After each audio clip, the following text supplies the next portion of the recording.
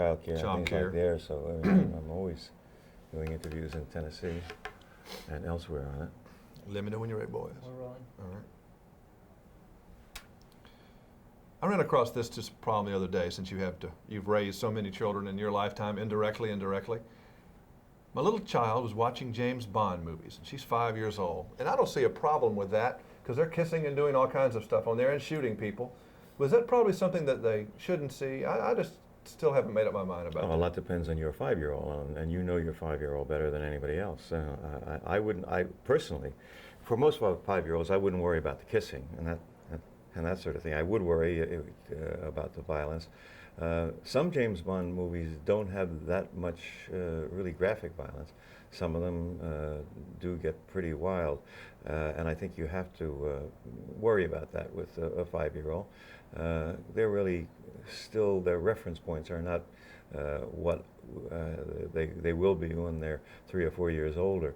So I would be concerned about that, but I wouldn't, compared to most violence that kids are exposed to on television today, that's probably pretty mild stuff.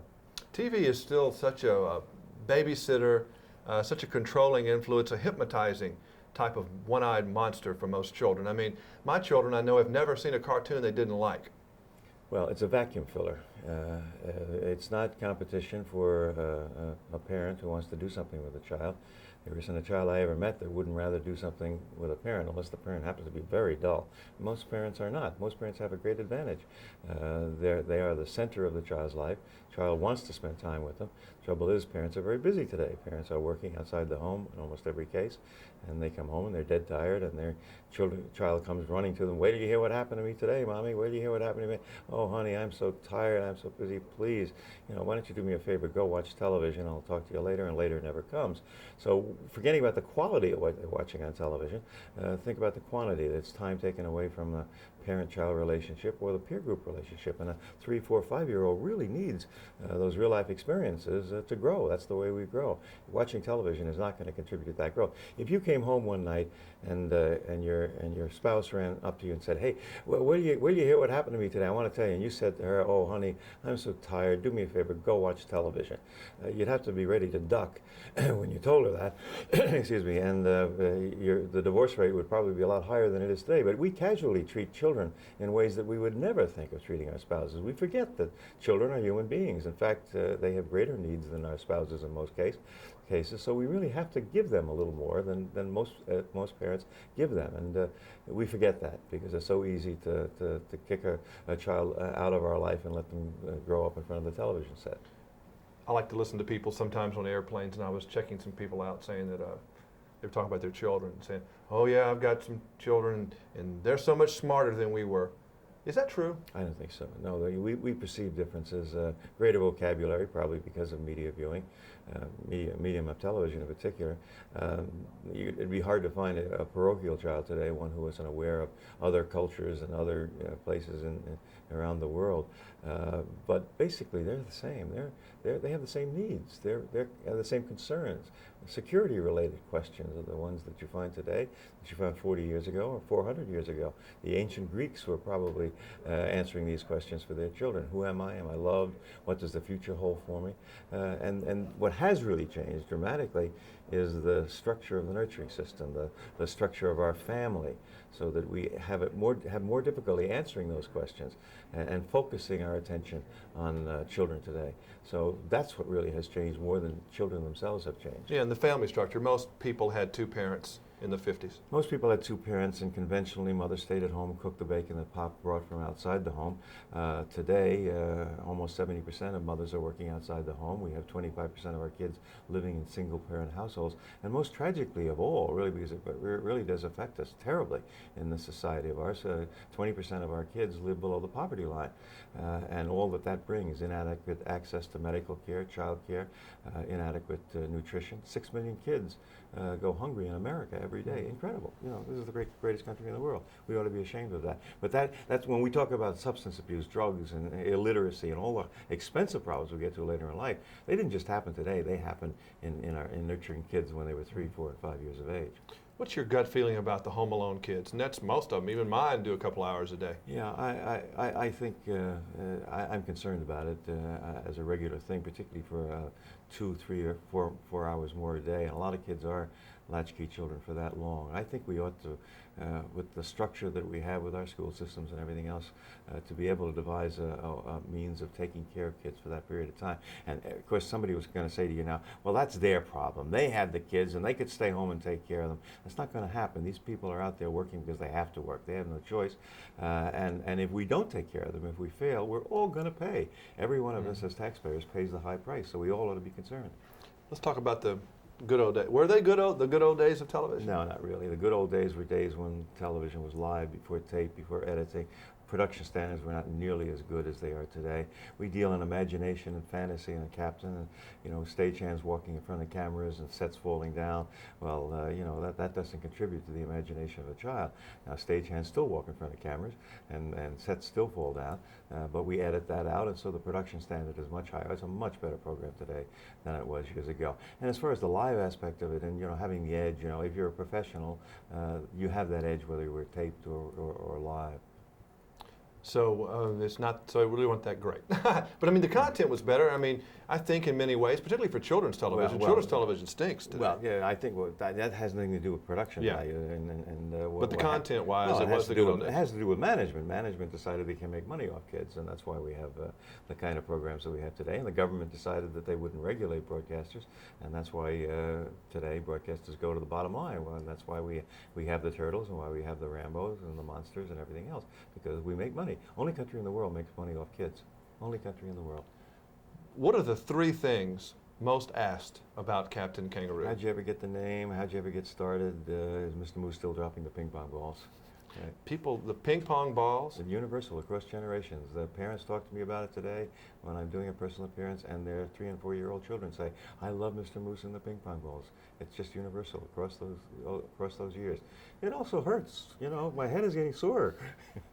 What do you think was it so about those characters? I mean, it was a very simple little bunny rabbit, a little moose, but obviously it touched something. Well, sure because it's the first time we ever had that experience because of television? But behind those characters is a great artist, Gus Allegretti, and he gave great life. He gives great life every day to Mr. Moose. He gives great life to Bunny Rabbit. Without even talking, he gives great life to Bunny Rabbit. So it really, it is, and of course the writers do great things too. Every program begins with writing, and if you have good writers, you can have a good program.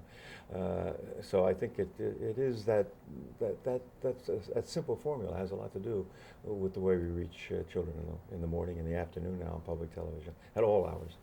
And what was your favorite memory of Captain Kangaroo? A favorite thing or a person? That's my most hated question, really, because I don't hate it. It's not my favorite question because I don't have any. I mean, I guess we're about to broadcast show number 9,500.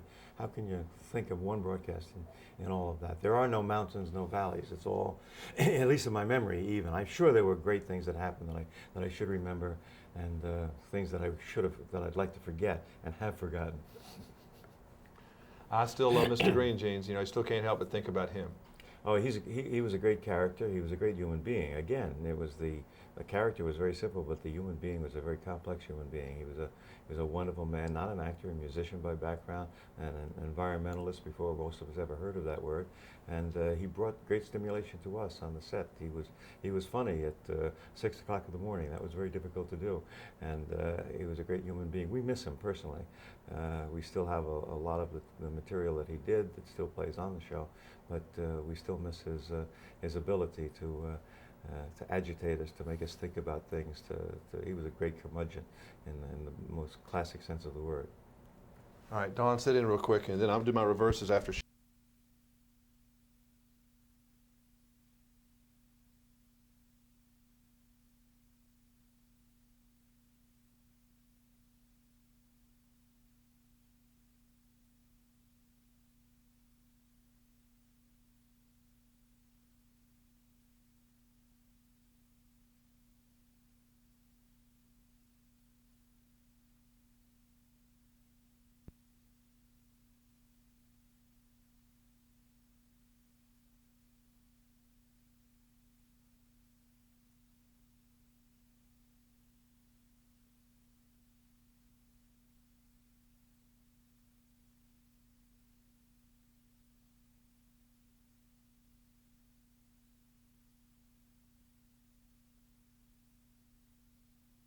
out, you know, Start in a from the minute we're beginning. going to start. Okay, I'm trying to watch.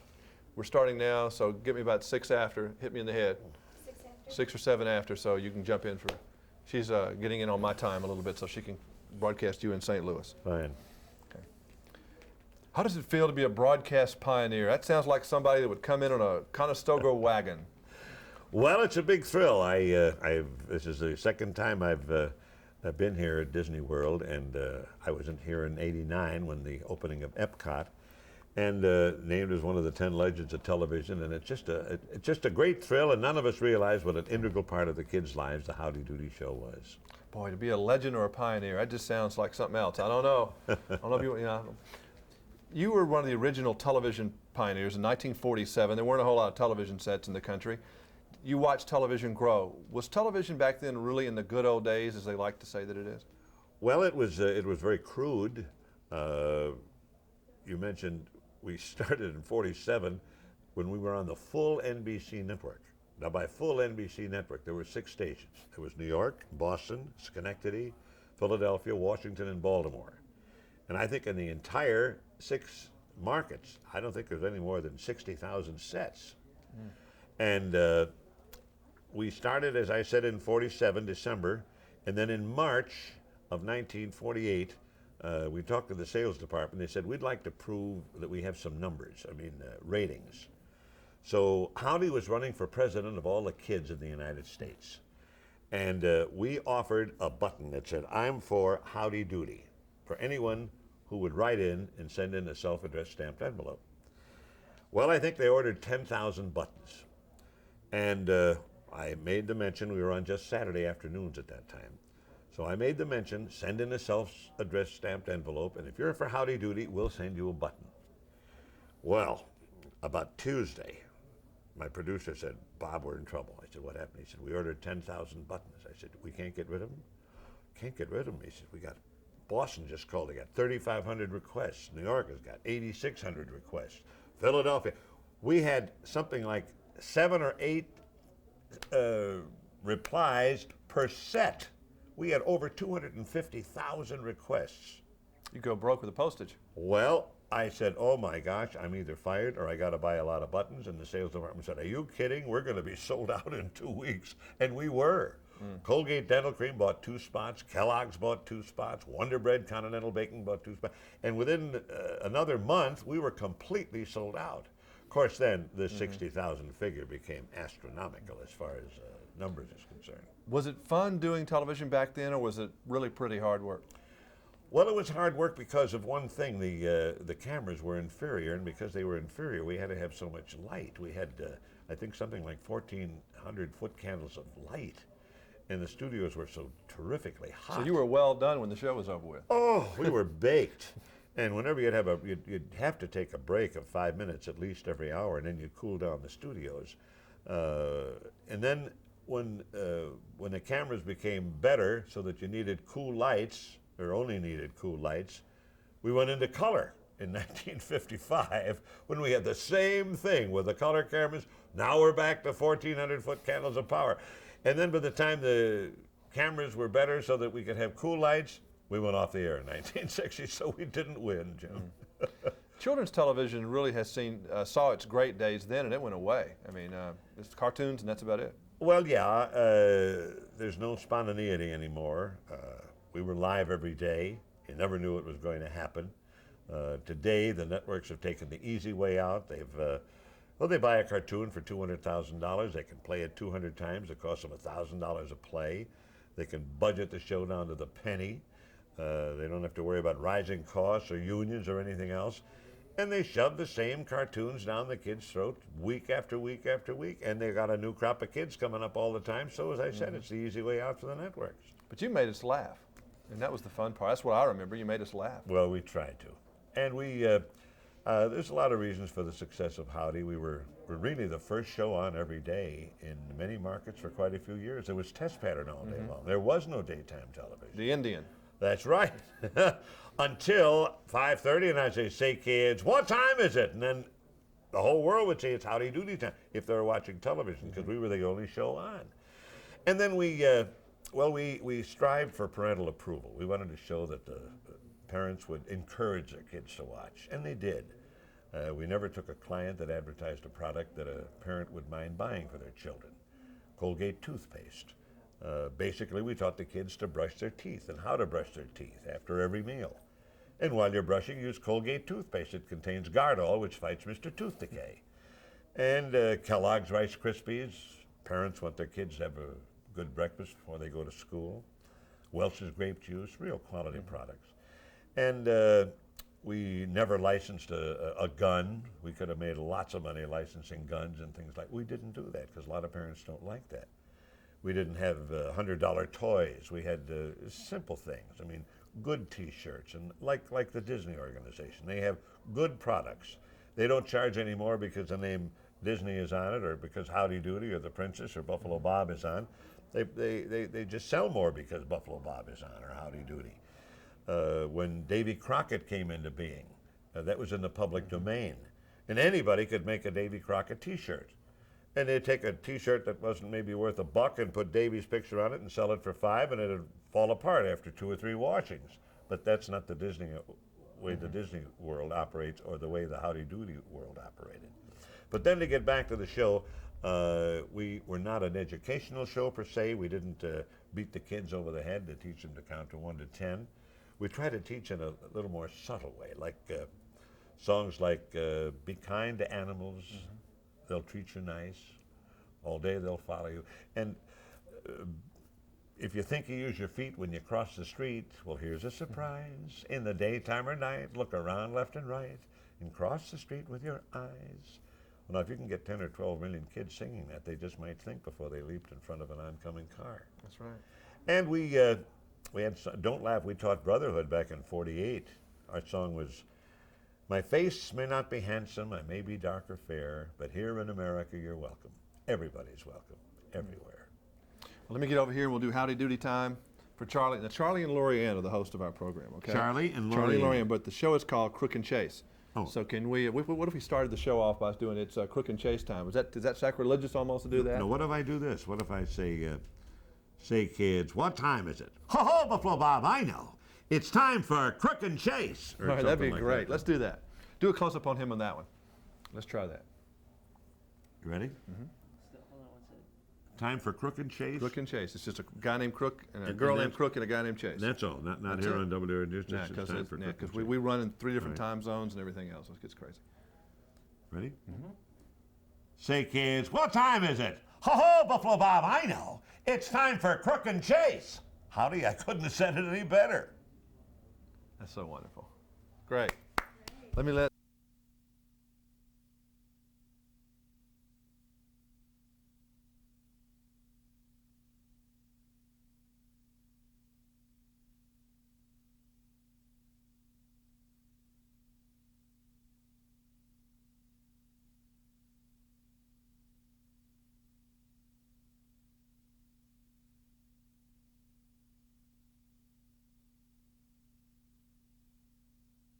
Okay. Level check 1 2 3 4 5 5 4 3 2 1 1 2 3 4 5 5 4 3 2 1.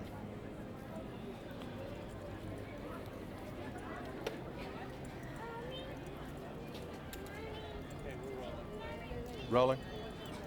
You said rolling? Okay. And coming up on Weekend, behind the scenes look at Wheel of Fortune. And coming up on Weekend, we'll take you behind the scenes of the most successful game show in the history of television, Wheel of Fortune. Also on Weekend, we'll take you behind the scenes of the most successful television show of all time. All right, one of those ought to work. Rolling.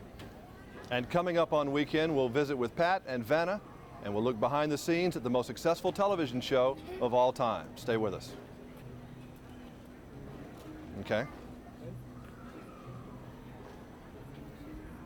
There have literally been thousands of shows in the history of television, but the most successful television show of all time, generating not in the millions, but in over $1 billion, is Wheel of Fortune. Okay? These two people are two of the most famous people ever to be on television. Wheel of Fortune host Pat Sajak and Vanna White. Let's go behind the scenes. Bridge, all right. Rolla? There have been many successful shows in the history of television, but the most successful television show of all time features Pat Sajak and Vanna White. It's called Wheel of Fortune. Okay, enough? Any more? That's it. Me. Okay, that was it for me.